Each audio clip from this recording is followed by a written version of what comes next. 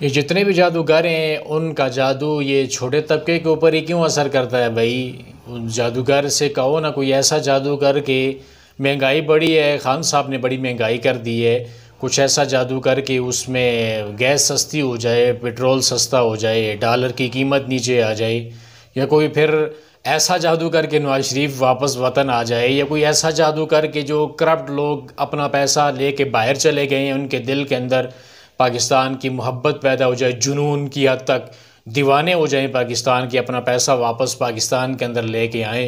ये तुम्हारे घर घर के झगड़ों के अंदर ही जादू क्यों असर करता है भाई।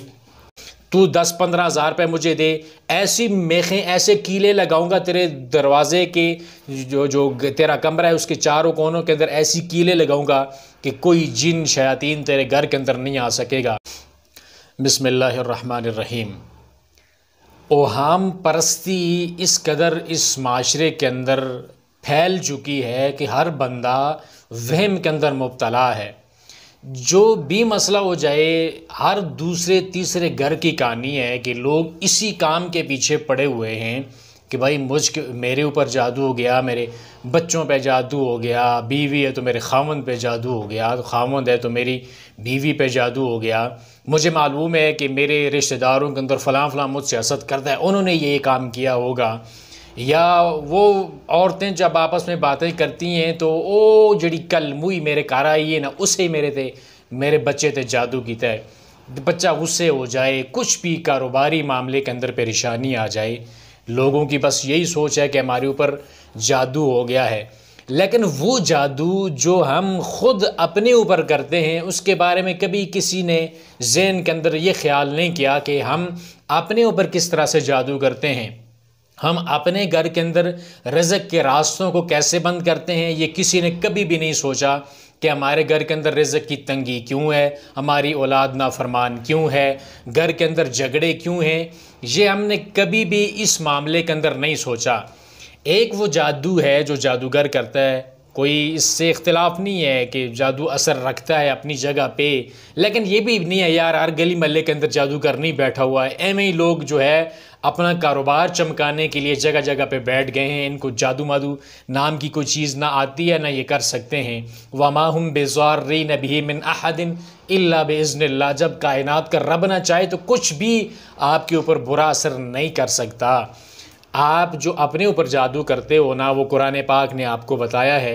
आपका रिज़्क़ क्यों बंद होता है, घर के अंदर रिज़्क़ की तंगी क्यों आती है, आपकी कारोबार क्यों तंग है, महंगाई क्यों है, मईशत क्यों तंग हो गई है, आपके घर के अंदर जो आपके हालात पहले बेहतर थे आप क्यों नहीं वो ठीक हो रहे, उसकी वजह कुरान पाक ने आपको बताई है। वमन आरज़ अन ज़िक्री फ़इन्न लहू मईशतन ज़न्का व नहशुरुहु यौमल क़ियामत आमा क़ाल रब्बि लिमा हशरतनी आमा वक़द कुन्तु बसीरा। अल्लाह ने फरमाया कि जो कोई भी मेरे ज़िक्र से एराज़ करता है तो मैं उसकी मईशत को तंग कर देता हूँ। तो मईशत के अंदर अगर तंगी है, घर में रिज़्क़ की तंगी है, तो देख अपने करतूतों के ऊपर गौर कर कि तू अपने मालिक से कितना दूर चला गया है, अल्लाह को कितना तू याद करता है, नमाजें तू नमाजों की पाबंदी किस कदर करता है, कुरान कितना वक्त हो गया है तेरे घर के अंदर कुरान का जो मुसहफ़ पड़ा हुआ है वो कितना अरसा हो गया है, कितने महीने कितने साल हो गए, उस कुरान को किसी ने तेरे घर के अंदर खोल के नहीं देखा, उसको पढ़ा नहीं। कितने तेरे घर के अंदर ऐसे लोग हैं जिनको कुरान पाक तो बड़े दूर की बात है, कलमा भी सीधा नहीं आता, नमाज का सबक सीधा नहीं आता, उनको नमाज अदा करना नहीं आती। तेरे घर के अंदर कितने ऐसे लोग हैं। इस बात के ऊपर गौर कौन करेगा। जब जब इंसान अल्लाह से दूर होता है तो शैतानी कुव्वतें उसके ऊपर असर करती हैं, उसके जो नहूसत है उसके घर के अंदर डेरे डाल लेती है। लेकिन जितना इंसान रब के करीब होता जाता है और रब्बुल आलमीन से जितना इंसान ताल्लुक़ जोड़ता रहता है तो उतनी उससे मुसीबतें परेशानियां दूर चली जाती हैं। और अगर सारा तो अल्लाह का ज़िक्र भी करता है, कुरान पाक भी तू पढ़ता है, समझता भी है, अल्लाह रब्बुल आलमीन के पैगाम को फैलाने वाला भी है, और तेरे घर के अंदर अल्लाह की नाफरमानी नहीं भी हो रही, इसके बावजूद भी अगर रिज़्क़ की तंगी है तो फिर भी अपने ज़रा माजी के ऊपर देख या हाल में देख क्या तू किसी का हक मार के दबा के तो नहीं बैठा हुआ? किसी यतीम का माल खा के, हराम का माल खा के, रिश्वत खा के, सूद का पैसा घर में जमा करके तो तू नहीं बैठा हुआ? अगर कुछ ऐसा है तो फिर बरकत कैसे आएगी तेरे घर के अंदर जब तू रब्बुल आलमीन की नाफरमानी कर रहा है? सूद जैसा बड़ा गुनाह, कि जो इतना संगीन गुनाह है जिसको अल्लाह ने अपने ख़िलाफ़ और अपने रसूल के ख़िलाफ़ जंग करार दिया है, वो गुनाह अगर तू कर किए बैठा है तो उससे तौबा कर। वो जो सूद पहले तू खा चुका है उससे तौबा कर। आइंदा ज़िंदगी के अंदर सूद न खाने की अल्लाह रब्बुल आलमीन से वादा कर।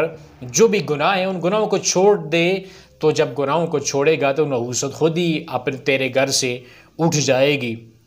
और अगर ये भी कर लिया, फिर भी अगर तेरे सारे मामलात भी सीधे हैं, लोगों के हक़ भी तू पूरे करता है, रब के हक़ भी पूरे करता है, तो फिर उसके बावजूद भी अगर तेरे घर के अंदर रिज़्क़ की तंगी है, मामलात दुरुस्त नहीं हो रहे, तो फिर मुमकिन है कि रब्बुल आलमीन की तरफ से आजमाइश हो। और भाई, हम और तुम किस खेत की मूली हैं? कायनात का इमाम जो दो जहानों के सरदार हैं, शिफात कुबरा के, जो कल क़यामत वाले दिन जिनको अता की जाएगी, हमद के झंडे जिसके हाथ में थमा के सारे अम्बिया को जिस नबी के उस झंडे तले जमा किया जाएगा। अम्मी आयशा फरमाती हैं कि 3-3 महीने गुजर जाते, हमारे घर के अंदर कभी आग ना जलती थी, यानी खाने पीने की कोई चीज़ हमारे घर के अंदर खाना पकता ही नहीं था, तो हम खजूर और पानी के ऊपर गुजारा करते होते थे।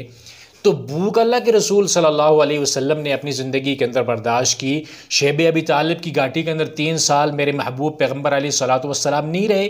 दरख्तों के पत्ते खाकर, जानवरों के सूखे चमड़े खाकर अल्लाह के रसूल सल्लल्लाहु अलैहि वसल्लम और आपके सहाबा इकराम ने गुजारा किया है। फिर मुसीबतें, परेशानियाँ, हिजरत करनी पड़ी और फिर दंदान मुबारक आपके शहीद हुए। प्यारा प्यारा वो चेहरा लहूलुहान हुआ, प्यारे पैगम्बर का खुशबूदार जिस्म अतहर आपके खून मुबारक से लहूलुहान हुआ, जूतियाँ खून से भर गईं। और भाई, ये मुसीबतें, परेशानियाँ ये सिर्फ जादू की वजह से तो नहीं आती। ये जादू है, ये तेरे घर के अंदर तेरे बच्चे को गुस्सा आया तो उसके ऊपर जादू हो गया, तेरे रिज़्क़ में, कारोबार में नुकसान हो गया तो जादू हो गया। भाई, जादू कोई अगर इतना असर रखता है तो फिर ये दुनिया के अंदर जितने मामलात ख़राब किए हुए हैं, जादूगर उसको दुरुस्त क्यों नहीं कर देता? वो जो आपको महबूब आपके कदमों में लाने का जो दावा करता है कि तू मुझे चंद हज़ार रुपया दे, मैं तेरा महबूब तेरे कदमों में ला के रख दूँगा। और भाई, ये दुनिया जान के जो कुफ़ार मुसलमानों के ऊपर जुल्म कर रहे हैं, उनको कभी मुसलमानों के कदमों में ला के ढेर कर दे, तो फिर तुझे मालूम है तू जादूगर है, या तू जो दावे करता है लोगों को तेरे साथ ये होने वाला है, वो होने वाला है, ख़ुद तू गंदे नाले के पास बैठा हुआ है, बदबूदार जगह पे बैठा हुआ है, तेरे जिस्म के ऊपर बदबूदार कपड़े हैं, कोई खाना पीना तेरे पास कोई अच्छा नहीं है, रहन सहन तेरा अच्छा नहीं है, तू लोगों के मुस्तकबिल की बातें बताने के लिए बैठ गया है, तू ये दावे करने लगा है कि मैं ये कर सकता हूँ, मैं वो कर सकता हूँ। ये कुछ भी नहीं है। और फिर उससे बढ़कर भी बड़े बड़े मदारी बैठे हुए हैं, बड़े बड़े मदारी मज़हब के नाम पे ठेका मज़हब का लिया हुआ है, रूहानी इलाज के नाम से लोगों को लूट रहे हैं, लोगों की जेबों से पैसे निकाल रहे हैं, और ये भी जाहिल लोग हैं। तू 10-15 हज़ार रुपये मुझे दे, ऐसी मेखें, ऐसे कीले लगाऊंगा तेरे दरवाजे के लाइनों के अंदर खड़े, तेरा कमरा है उसके चारों कोनों के अंदर ऐसी कीले लगाऊंगा, तेरा मसला हल हो जाएगा, शयातीन तेरे घर के अंदर नहीं आ सकेगा। अकल के अंधो, जो चीज़ नज़र ही नहीं आती, आँखों से इंसान उसको देख ही नहीं सकता, जो चीज़ रब्बुल आलमीन ने हमारी आंखों से ओझल रखी है, उसको आप किस तरह मेखे लगा के कैद कर रहे हो? यार, कुछ थोड़ा तो अकल से काम लो ना आप। और फिर कुछ ऐसे मदारी होते हैं, बोलते हैं भाई मैं दम पढ़ता हूँ, तू आंखें बंद कर, तुझे वो बंदा नज़र आएगा तो जिसने तेरे ऊपर जादू किया है। अब लोगों के ख्याल के अंदर पहले से ही चल रहा होता है कि मेरे ऊपर फ़लाँ बंदे ने घर के अंदर से जादू कर दिया है। ख्यालों में वो तस्वीर सामने आती है। कितने घरों के अंदर इसी वजह से झगड़ा हो रहा है कि मुझे फ़लाँ बंदे ने, जो रूहानी मुआलिज था, उसने मुझे बताया कि फ़लाँ जो घर के आदमी है उसने तेरे ऊपर जादू किया है। नाखन के अंदर तस्वीर दिखाते हैं। सारे ड्रामेबाज हैं, कुछ ऐसा मामला नहीं है। और अगर आप ये कहते हैं ना कि आप कुरान की तासीर, कुरान एक तासीर रखता है, मैं इसलिए उस कुरान का दम करवाने के लिए उस बंदे के पास जाता हूँ, तो अगर ते मेरे भाई तुझे कुरान के ऊपर, कुरान की तासीर के ऊपर अगर तुझे यकीन होता तो तू घर के अंदर पढ़ा हुआ मुसहफ़ उसको उठाता और पढ़ता और अपने ऊपर ख़ुद दम करता कि ये कुरान के अंदर तासीर है। तुझे कुरान की तासीर के ऊपर ज़रा भी यकीन नहीं है, तुझे उस बंदे, उस मदारी के ऊपर यकीन है जो वहाँ पे एक ठेला लगा के बैठा हुआ है लोगों को लूटने के लिए।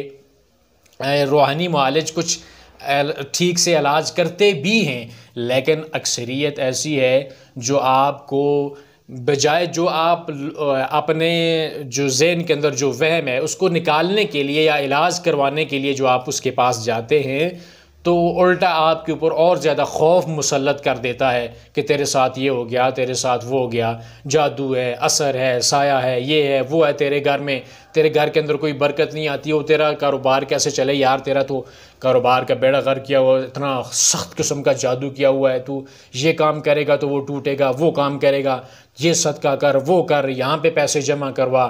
तो ये लोग अपना माल फजूल ऐसे कामों के अंदर ज़ाया कर रहे हैं। ओ भाई, अगर तुझे पैसे इस तरह ख़र्च करने अपने इलाज के लिए तो किसी सदका कर यार, किसी यतीम बच्चे को कुछ कपड़े लेके दे दे, किसी के घर में राशन नहीं है तो राशन का थैला उठा के वहाँ जाके पहुँच जा, उससे कह मेरे लिए दुआ कर। ये किस काम के अंदर तू पड़ा हुआ है, किन लोगों के ऊपर तुम अपना पैसा लुटा रहे हो। अगर अपना इलाज सदक़े के साथ करना है तो किसी यतीम गरीब के साथ मदद कर दो। किसी मदरसे के अंदर जो मदरसे के बच्चे होते हैं कुरान पाक पढ़ने वाले, उनके ऊपर कुछ सदका कर दे, उनको कपड़े लेके दे दे। ये किन कामों के अंदर पड़ चुके हो। ये इस वहम के अंदर जो भी बंदा पड़ जाता है कि मेरे साथ जादू हो गया है, वो सारी ज़िंदगी इस वहम से कभी भी नहीं निकल सकता।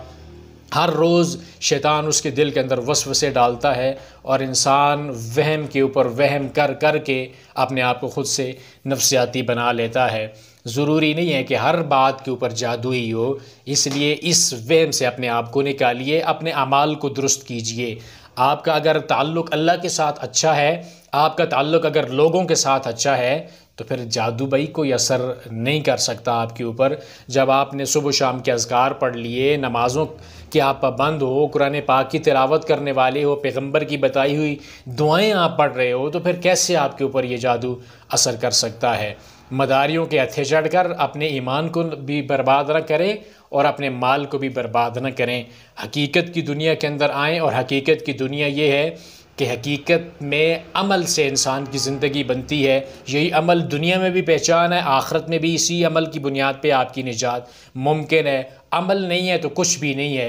रिज़्क़ अल्लाह रब्बुल आलमीन के हाथ के अंदर है, जिसके लिए चाहता है अल्लाह वसी कर देता है, सारे रिज़्क़ के ख़ज़ाने उसके सामने ढेर कर देता है, और रिज़्क़ जिसका चाहता है तंग कर देता है। ये जादूगर अगर रिज़्क़ देने लग जाएं या रिज़्क़ छीनने लग जाएं तो फिर तो भाई दुनिया के अंदर सारे लोग ही भूखे मर जाएं। तो ये ऐसी बात नहीं है। इस वहम से अपने आप को निकालें।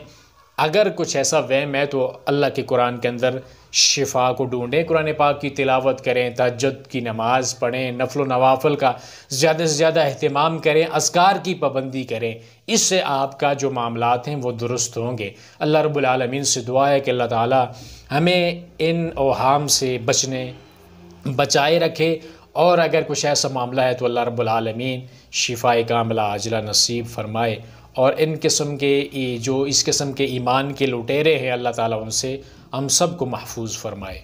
व आखिर दावाना अनिल हम्दुलिल्लाहि रब्बिल आलमीन।